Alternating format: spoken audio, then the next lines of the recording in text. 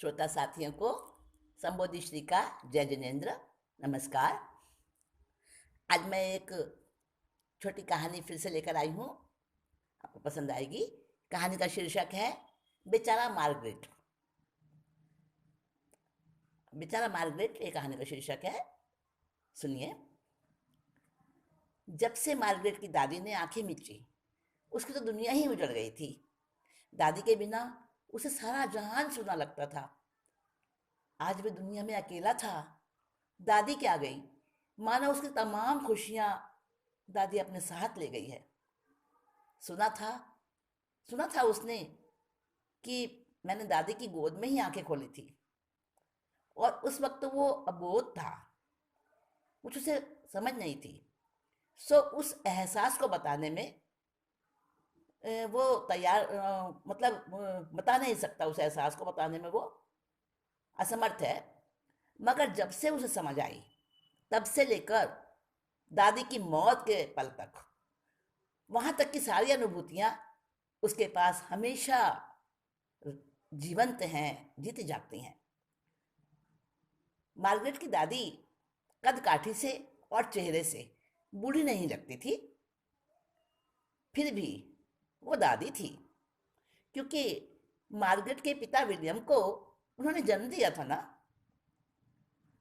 अपने पिता की बहुत धुंधली सी तस्वीर ही मार्गरेट के दिमाग में थी, और उसके जहन में जो अपने पिता की तस्वीर उभरती थी, उससे वह पिता के दुलार और प्यार को तलाशने में हमेशा ही नाकामयाब रहता था।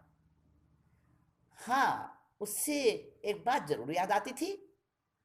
रौबदार चेहरे वाला एक व्यक्ति उसे याद आता था, जो जो उसे छोटी सी गलती पर चाबुकों से उसकी चमड़ी को उधर देता था, और उन लहू चुचुहाती लकीरों पर दवा लगाती हुई, सेक करती हुई ममतामयी दादी उसे याद आती थी। तुरंत उपस्थित होकर उसकी यादों में वो अपने पापा का, अपने पिता का वो हल्का सा परिचय भी इस तरह मानो वो दादी मिटा देती थी, गीले कपड़े से स्लेट पर लिखे हुए कोई अक्षर पहुंच दे इस तरह से। दादी की कभी भी अपने फौजी बेटे और बिगड़ैल बहू से नहीं बनी। विलियम तो ज्यादातर मोर्चे पर रहा करता था, और सोफिया को सोफिया को तो फैशन, किटी पार्टियों और क्लबों से ही फुर्सत नहीं थी। इसलिए मार्गरेट को माँ और बाप का लाड़, माँ और पिता का प्यार कभी भी नहीं मिल सका। फिर भी दादी के स्नेह से भरे पालन पोषण ने उसे कभी भी यह भाव महसूस नहीं होने दिया कि मेरे माँ बाप नहीं हैं या उनका प्यार मुझे नहीं मिला। मार्गरेट के जीवन के हर पल में दादी उसके साथ रही। जब वो चर्च में जाता, तो वहां प्रार्थना क्षण में उसे अपने साथ एक अनोखा विश्वास, एक अनूठी शक्ति जुड़ी होने का आभास होता, जो कि दादी ने उसको सिखाया था। और उसे स्कूल में तो अकेले जाना पड़ता था, मगर स्कूल में भी अकेले जाना उसे सुहाता नहीं था। उसका बस चलता ना, तो दादी को भी अपने साथ रख लेता। शुरू शुरू के दिनों में बहुत मुश्किल लगा था उसे 5 घंटे तक दादी के बिना रहना, और स्कूल से आते ही सब सामान फेंक कर उनकी गोद में दुबक जाता था। और उस समय उसे जैसी तृप्ति मिलती थी, जो शांति मिलती थी, और जैसी सुरक्षा दादी की गोद में उसे महसूस होती थी, उसके लिए तो सारे संसार के जितने भी शब्दकोश हैं, शायद उनके शब्द भी नाकाफी, अपर्याप्त थे। उस दिन मार्गरेट जब स्कूल से आया, तो बहुत झुंझलाया हुआ था। दादी को समझ नहीं आई आज क्या बात है। पुचकार कर, बहुत प्यार करके उससे पूछा, बेटा क्या हुआ, बता तो सही। तो मार्गरेट रो दिया, कहने लगा, दादी दादी मेरे मेरे मेरे सारे दोस्त कहते हैं कि मार्गरेट तो लड़कियों का नाम होता है। मुझे सब चिढ़ते चिढ़ाते, दादी तुमने मेरा ये नाम क्यों रखा, और कुछ नाम क्यों नहीं रखा। मेरा राजा बेटा, तू लड़की कहाँ है? तू तो एक बहादुर लड़का है, मेरा बहादुर बेटा। कहते हुए दादी ने उसे अपने कलेजे से लगा लिया था। जब मार्गरेट थोड़ा और बड़ा हुआ तो उसने सवाल पूछ पूछ कर दादी को परेशान कर दिया था। दादी बताओ ना, बताओ ना। दादी हमेशा टाल देती, और एक दिन तो मार्गरेट ने जिद ही पकड़ ली। ना तो वह चर्च में प्रार्थना करने गया और ना ही उसने नाश्ता किया। दादी से कहने लगा, जब तक तुम मुझे बताओगी नहीं तब तक मैं तुमसे बोलूंगा भी नहीं। मुंह फेर कर बिस्तर पर पड़ा रहा। आखिर उसके सत्याग्रह के सामने बेचारी बूढ़ी दादी को भी हारना ही पड़ा। और उस दिन अपनी दादी से जो कुछ मार्गरेट ने जाना वो उसके लिए बड़ा ही दुखदाई था। मार्गरेट को दादी ने बताया कि विलियम घर से आकर सेना में भर्ती हो गया था। घर से भागकर वो सेना में भर्ती हो गया था। उस वक्त तो तू बहुत छोटा था बेटा, और तेरी माँ सोफिया थी ना, उसे बेटे की नहीं बेटी की चाह थी, जो बड़ी होकर उसके मौत शौक में भी उसका साथ दे। इसीलिए उसने तेरा नाम मार्गरेट रख दिया। विलियम की गैर मौजूदगी में जब वो कुलीन घर की बहू बेटियों जैसा आचरण नहीं करती तो बेटा मेरे से रहा नहीं जाता, मुझसे सहन नहीं होता।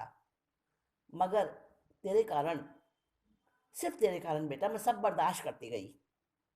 एक दिन तेरे पिता ने उसे टोका तो वो तो घर छोड़कर चली गई। और उसके बाद तो विलियम भी ज्यादा दिन नहीं जिया। आगे के शब्द दादी के विलाप में खो गए। सिसकियां लेने लगी वो। मार्गरेट ने अपनी नन्ही नन्ही हथेलियों से दादी के आंसू पोंछे और वादा किया, दादी अब मैं ऐसा कभी कुछ नहीं पूछूंगा, कभी नहीं आपको रुलाऊंगा। दादी मुझे माफ कर दो, मैं अब कभी नहीं पूछूंगा। और फिर वो हमेशा दादी को खुश रखने की कोशिश करने में लगा रहता। सिर्फ एक दिन ही उसने भूल की थी, और दादी उस दिन उससे ऐसा रूठी, उसी दिन ऐसा रूठी कि कभी फिर नहीं आई, कभी नहीं आई। गुड फ्राइडे को उसके मित्रों ने पिकनिक का प्रोग्राम बनाया था, उसे अच्छी तरह याद है। उस दिन दादी को बहुत बहुत खांसी आ रही थी। दादी ने कहा भी कि बेटा मौसम खराब है मार्गरेट, आज तू पहाड़ी पर मत जा। मगर दोस्तों के उस आग्रह की वजह से वो चला गया, दादी को समझा के, और चला गया। चला तो गया, पर बाद में तो पिकनिक में भी उसका मन नहीं लगा। उसे दादी की याद आती रही और चिंता होती रही कि मेरी दादी घर में अकेली है, बीमार है, तो भी मैं छोड़कर आया हूँ। जब पिकनिक से आते आते देर हो गई, रात में जब घर वापस आया तो घर के आगे देखा पड़ोसियों की भीड़ लगी थी। दादी मर चुकी थी। अब मार्गरेट दादी की कब्र पर जाकर घंटों घंटों रोता है और रो रो कर कहता है, प्लीज प्लीज दादी मुझसे मत रूठो, प्लीज मैं कभी नहीं जाऊंगा तुम्हें ऐसे छोड़कर। दादी एक बार लौट आओ, एक बार लौट आओ दादी। खूब रोता, खूब मनमाने करता, मगर दादी का मौन तो आज तक नहीं टूटा। और मार्गरेट, बेचारा मार्गरेट अकेला ही रहता है, अकेला ही रह गया दादी की यादों के साथ। सिर्फ बस उसके जीवन में पीड़ा, दुख और संताप ही भरा हुआ था। बेचारा मार्गरेट। आज की कहानी इतनी ही थी। अगली बार फिर कोई नई कहानी या नया कोई सॉन्ग या कुछ भी आर्टिकल लेकर फिर से आपके समझ